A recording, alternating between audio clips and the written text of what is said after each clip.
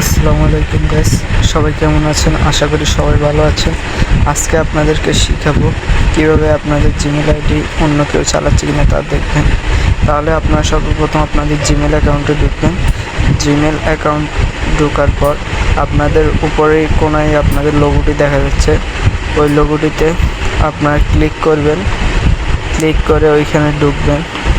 ঢোকার পরে আপনারা ওইখান থেকে আপনাদের লোগোতে আগে ঢুকতে হবে। ঢোকার পরে এখান থেকে ম্যানেজ ইওর গুগল অ্যাকাউন্ট এখানে ক্লিক করতে হবে। এখানে ক্লিক করার পর এখান থেকে ক্লিক করতে হবে সিকিউরিটি অ্যান্ড সাইনিং, এখানে ক্লিক করুন। এখানে ক্লিক করার পর তারপর নিচে যাবেন।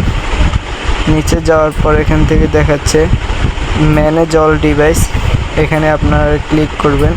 ক্লিক করে দেখবেন আপনাদের এখানে কয়েকজন আপনার জিমেল আইডি চালাচ্ছে তা দেখতে পারবেন। এখান থেকে দেখাই যাচ্ছে যে আমার এখানে 7 জন চালাচ্ছে। তাহলে আমি তাদেরকে লগ আউট মারবো অথবা সাইন আউট মারবো যাতে তারা চালাতে না পারে। তাহলে যেটা দেওয়া আছে আমি ভিভো Y30T যেটা দেখতে পাচ্ছেন এটা হচ্ছে আমার, তাই আমি আমারটা আমি কিছু করব না, যেটা বর্তমান মোবাইলে রয়েছে।